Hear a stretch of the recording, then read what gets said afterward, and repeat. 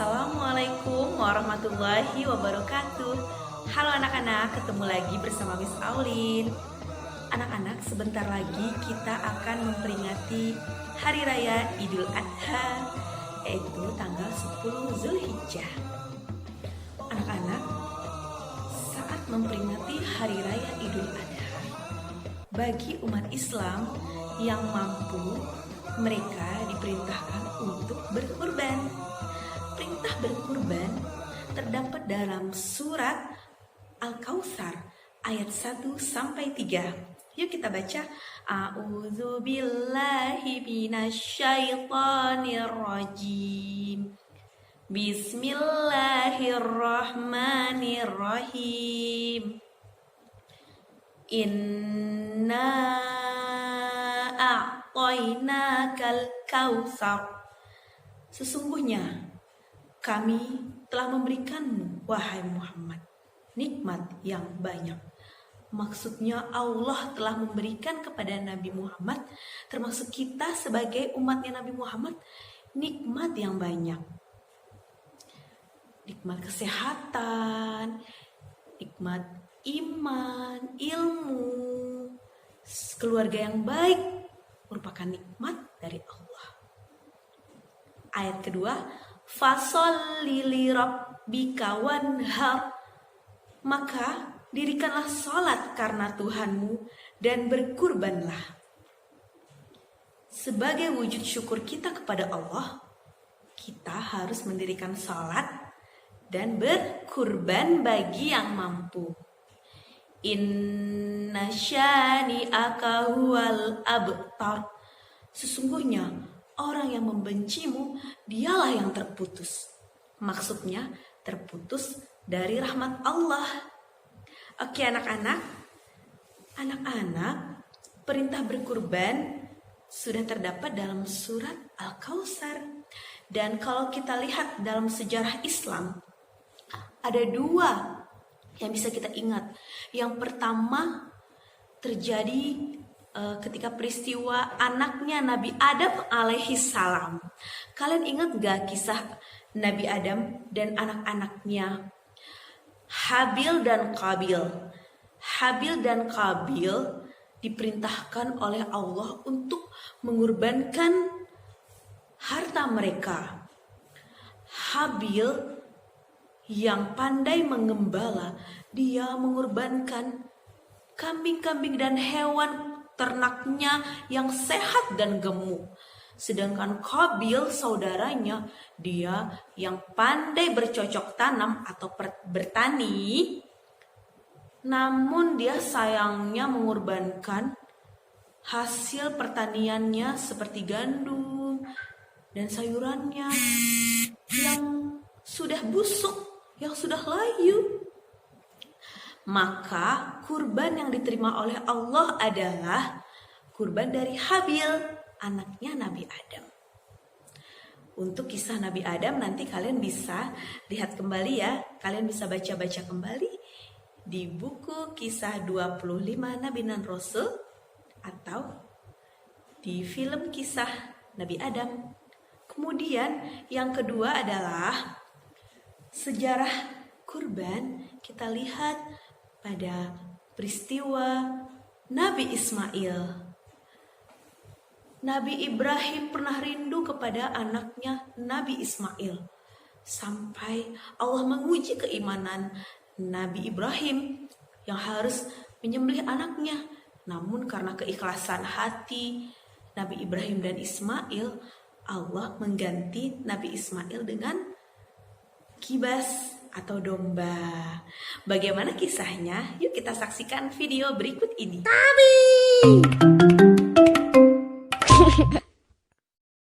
Kisah masa kecil Nabi Ismail alaihi salam. Ismail adalah anak Nabi Ibrahim dari istri keduanya, yaitu Siti Hajar. Oleh karena suatu alasan, Nabi Ibrahim terpaksa meninggalkan mereka di lembah tandus bernama Faran atau Mekah. Hajar sungguh wanita yang saleh.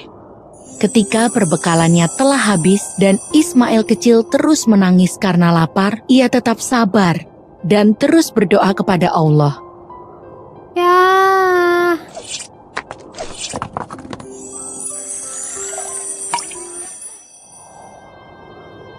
Hajar berusaha mencari air dan makanan untuk Ismail. Ia berlari di antara Bukit Syafa dan Marwah hingga 7 kali, namun tidak ada apapun di sana.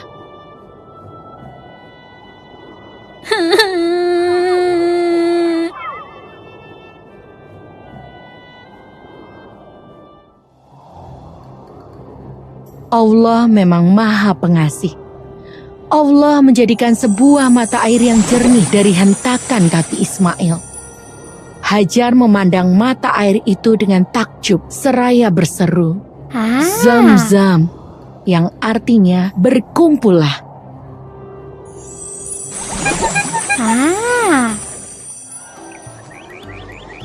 Sumur Zam-zam terus mengalir tanpa pernah kering. Para pedagang Arab sering singgah di sana. Mereka menghormati Hajar dan menyayangi Ismail yang sangat cerdas dan santun. Dataran tandus itu kini berubah menjadi subur dan ramai.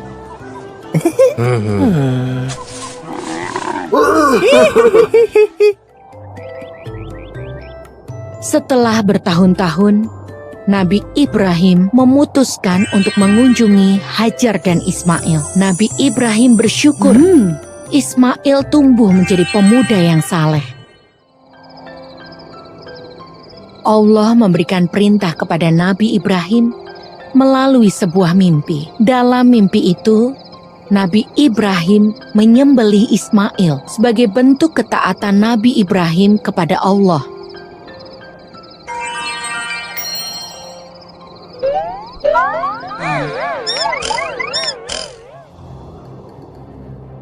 Ismail dengan tegas berkata bahwa ia siap dikorbankan. Hajar pun ikhlas menyerahkan Ismail kepada Allah. Ketika itu, iblis datang dan berusaha menggoyahkan iman mereka. Namun usaha iblis gagal.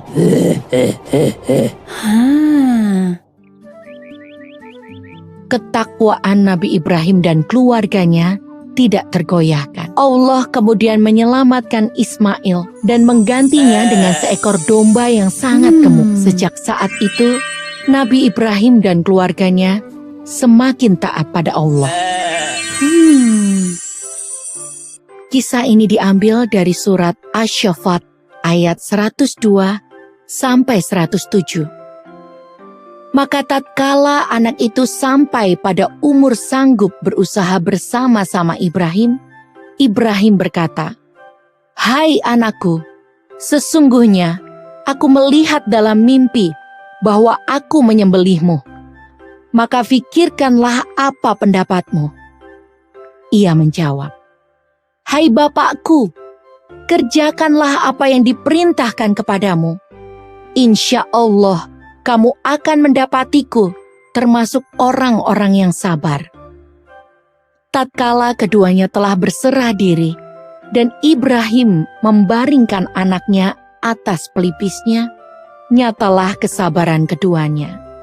Dan kami panggillah dia, "Hai Ibrahim, sesungguhnya kamu telah membenarkan mimpi itu. Sesungguhnya demikianlah kami memberi balasan kepada orang-orang yang berbuat baik.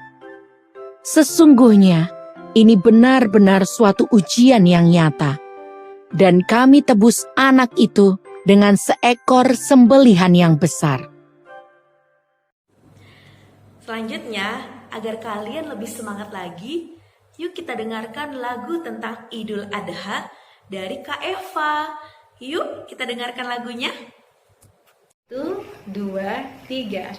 Idul Adha bulan Zulhijjah, Idul Adha hari kurban. 4 macam hewan kurban yang telah dianjurkan. Hewan sapi, hewan kerbau, hewan kambing, hewan unta. Tidak cacat, tidak bertaring, harus jantan bukan betina. Sejarah Nabi Ibrahim yang telah mengorbankan putranya. Allah mengujinya, Nabi Ibrahim dapat mentaatinya. Allah mengujinya, Nabi Ibrahim dapat mentaatinya. Terima kasih. Perhatikan dan dengarkan baik-baik ya. 1, 2, 3. Potong hewan kurban setahun sekali sebagai tanda syukur kepada Ilahi. Allahu Akbar, Allahu Akbar. Bersama-sama potong hewan kurban. Potong hewan kurban, kambing, sapi, unta. Berikan sedekah, fakir, miskin, duafa. Nikmat rasanya, enak dagingnya, kulitnya bisa digunakan juga. Allahu Akbar, Allahu Akbar. Bersama-sama potong hewan kurban. Oke anak-anak, sampai di sini dulu penjelasan Miss Aulin tentang menyambut Hari Raya Idul Adha. Selamat Hari Raya Idul Adha anak-anak. Assalamualaikum warahmatullahi wabarakatuh.